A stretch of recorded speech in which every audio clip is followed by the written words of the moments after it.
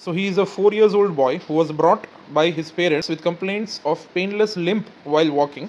He has a classical history of premature delivery at 7 months and also has a history of delayed milestone, which is classical in the case of spastic diplegic cerebral palsy. He also has history of frequent falls. So these patients have classical scissoring gait, that is the adductor gait. Okay, so there is increased tone in the hip adductors, which is adductor longus brevis and gracilis, due to which the thighs cross each other while walking, which gives an appearance of a scissoring type of gait. So as you can see, the patient also has equinus component at the foot in the gait.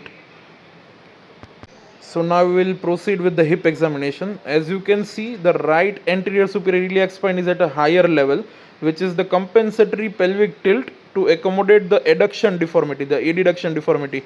As you can see, right sided anterior superior iliac spine is at the higher level as compared to left side. Okay, so what we will proceed with? We will proceed with squaring of the pelvis. So we are suspecting a adduction type of deformity, adduction type of deformity. So we will adduct till the time both anterior superior iliac spine are at the same level. Okay, so we are adducting the right hip till both anterior superior iliac spine are at the same level, which indicates that the pelvis is squared. So in this case, at approximately 20 degree, as you can see, at approximately 20 degree of adduction is when the squaring of pelvis happens, and further 20 degree of adduction is possible. Okay, as the patient has adduction deformity, abduction is not possible. As you can see, as soon as we abduct, the anterior superior iliac spine goes at the higher level. That means that pelvis is moving. It is not the hip range of motion. Okay, between 20 to 40 it is free, ASIS is free, but as soon as we abduct, the pelvis moves. You should always compare it with the less affected side, in which you can see that free adduction and free abduction is possible. Anterior superior iliac spine is not moving. However, on the affected side, we are squaring the pelvis, and 20 to 40 degree is the free range of motion. Okay, so 20 degree adduction is the deformity, 20 to 40 is the free adduction. Okay, 20 to 40, as you can see, 20 to 40 is the free range of motion. However, when you abduct, whenever you abduct, as you can see, when you abduct, the ASIS moves, it goes at the higher level. That means 20 degree is the adduction deformity. Further free possible up to 40 degree, and abduction is not possible, and 2 centimeter is the limb length discrepancy. Proceeding further, it is an upper motor neuron type of lesion, so spasticity is there. As you can see, we can clearly elicit the ankle clonus. So if there are more than 10 rhythmic contractions, that does mean it is a sustained clonus. If there are less, it is called an unsustained clonus. So such patients have adduction deformity and restricted abduction. Due to the adduction deformity, they are prone for hip dislocation and subluxation.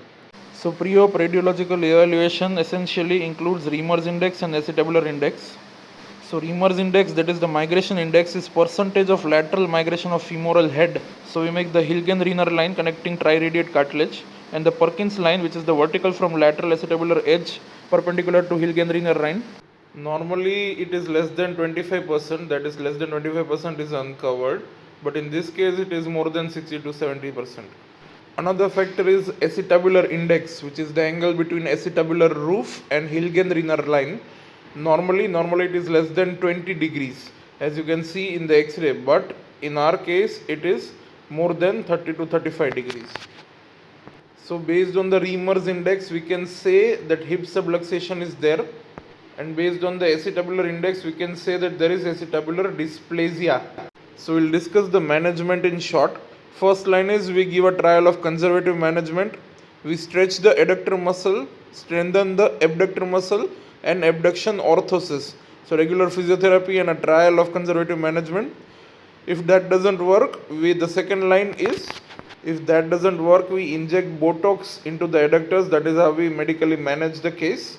If that doesn't work, the surgical line of management indications are if the hip abduction is less than 30 degree and hip migration is there. What we operate is we go for adductor tenotomy plus or minus obturator neurectomy. In late cases, we might have to go for femoral osteotomy and pelvic osteotomies. So that was all about one of the pediatric hip case examination. You can check the hip practical series on my YouTube channel.